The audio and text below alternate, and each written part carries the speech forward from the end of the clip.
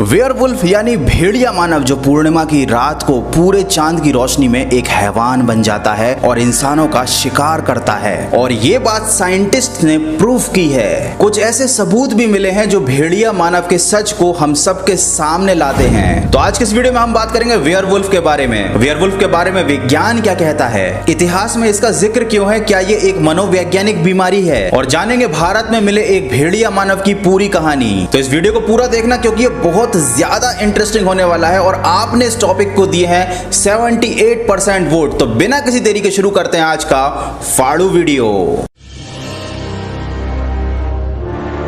अब सबसे पहले मैं आपको दिखाता हूं भेड़िया मानव यानी वेयरवुल्फ के होने का पहला सबूत। बल्गेरिया नाम की एक जगह है जहां पर ट्राइचे नाम के किसान को अपने खेत में एक डिब्बा मिला, जमीन के अंदर दफन एक रहस्यमयी बॉक्स, और उस बॉक्स के अंदर थी एक स्केलेटन की खोपड़ी जो काफी हद तक एक वेयरवुल्फ जैसी दिखाई दे रही थी। आप खुद ही नजर डालिए कि आपको ये किसी इंसान के सिर का कंकाल लग रहा है। अगर ये किसी इंसान के सिर का कंकाल है तो उसके सिर को काट कर एक बॉक्स में जमीन में दफनाने की आखिर क्या जरूरत पड़ी? क्योंकि अगर ये किसी भेड़िया मानव का सर था तो ये जरूर हो सकता है कि कई साल पहले गांव वालों ने उस भेड़िया मानव का सिर धड़ से अलग करके जमीन में दफना दिया हो। और ये रियल फोटोग्राफ्स हैं और ये देखने पर साफ पता चलता है कि ये काफी हद तक भेड़िया मानव के शरीर के स्ट्रक्चर से मेल खाती हैं। और ये एक अकेली नहीं, ऐसी बहुत सारी खोपड़ियां दुनिया भर में अलग अलग जगहों पर पाई गई हैं। हो सकता है आपको इस बात पर यकीन ना हो रहा हो, तो अब मैं आपको जो सेकंड प्रूफ दिखाने वाला हूं उसे खुद बीबीसी न्यूज ने अपनी वेबसाइट पर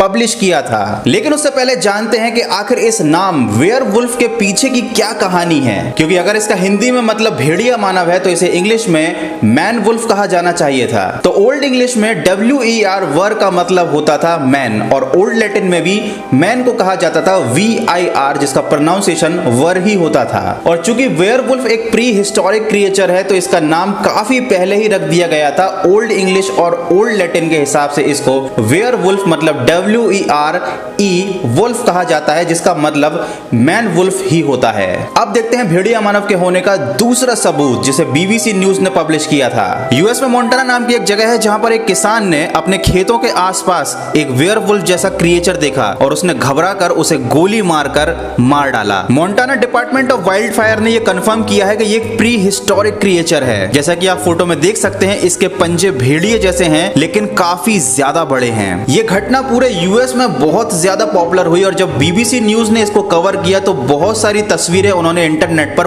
पब्लिश कर दी। और तस्वीरों से ये साफ पता चलता है कि ये कोई नॉर्मल भेड़िया नहीं बल्कि ये कुछ और ही है।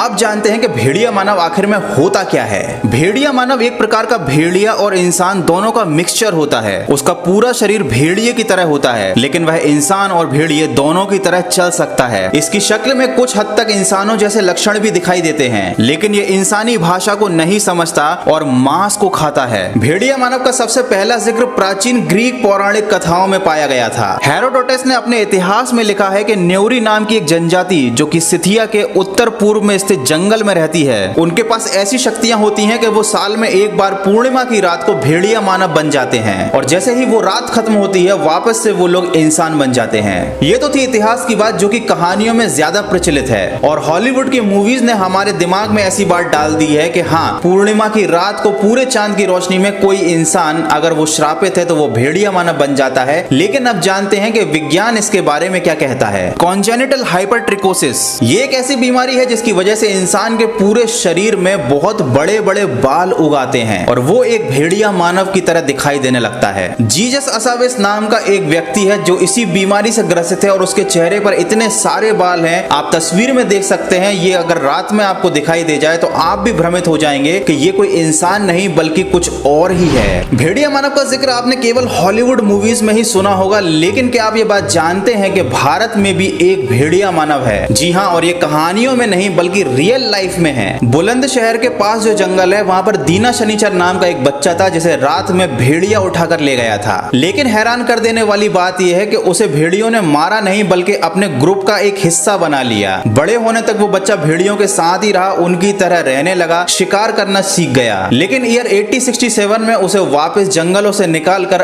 आगरा लाया गया। वो कच्चा मांस खाना पसंद करता था और उसे इंसानी भाषा नहीं आती थी। दीना शनिचर को इंसानी रहन सहन सिखाने में बहुत लंबा समय लग गया और चूंकि वो एक भेड़िए की तरह बर्ताव करता था इसीलिए उसे भेड़िया मानव भी कहा जाने लगा। ये केवल एक ही बच्चा नहीं है, दुनिया में ऐसे बहुत सारे केसेस हैं जहां पर जंगली जानवरों ने इंसानी बच्चों को पाल पोस कर बड़ा किया है और इस टॉपिक पर मैंने एक अलग से पूरा वीडियो बनाया है जो आपको मेरे चैनल पर मिल जाएगा।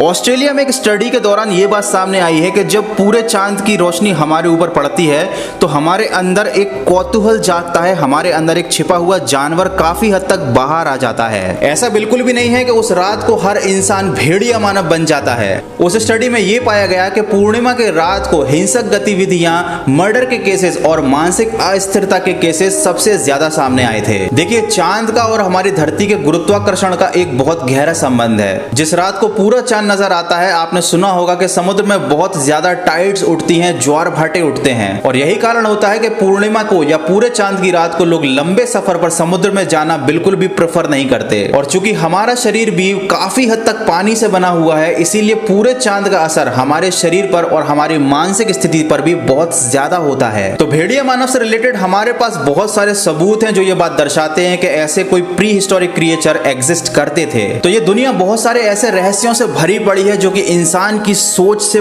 परे हैं और ऐसा कह देना बिल्कुल भी गलत होगा कि भाई भेड़िया मानव जैसी कोई चीज कभी होती ही नहीं थी, क्योंकि अगर इतिहास में किसी चीज का जिक्र किया गया है तो उसका कुछ ना कुछ कारण जरूर रहा होगा। जैसे हमको आज के जमाने में डायनासोर नहीं दिखाई देते लेकिन एक जमाने में वो हुआ करते थे। तो यार बस आज की वीडियो में इतना ही। आई होप कि आप लोगों को वेयरवुल्फ के बारे में ये इन्फॉर्मेशन अच्छी लगी होगी। जो चीजें मूवीज में दिखाई जाती हैं वो रियल लाइफ में बिल्कुल वैसी नहीं होती हैं और इसका मैं आपको एक प्रूफ देता हूं। इस फोटो को जरा ध्यान से देखिए, आपको क्या लग रहा है, ये क्या है?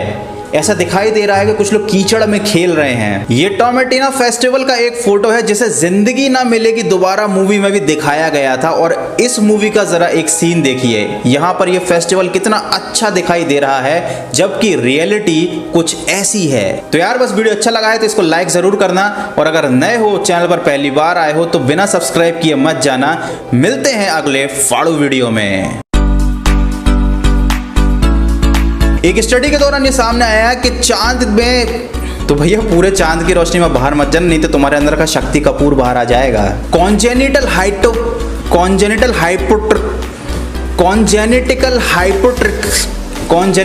हाइपरट्रिकोसिस भाई कितनी क्या यार, इससे हमारे देश में अच्छे नाम रखते हैं, डेंगू, मलेरिया, ये क्या है? कॉन्जेनिटिक बोलते नहीं बन रहा। तो इस वीडियो को ध्यान से देखना क्योंकि बहुत बोलना पड़ता है। तो अगर वीडियो अच्छा लगा तो वीडियो को लाइक कर देना, नए हो तो सब्सक्राइब कर देना। मुझे मालूम है बहुत सारे लोग ये कमेंट जरूर करेंगे कि भाई तेरा चश्मा कहाँ चला गया। तो भाई मैंने नई आंखें लगवा ली हैं, अब चश्मे की जरूरत नहीं है मुझे। क्या बोल रहा हूँ, मैं नई आंखें लगवा ली हैं।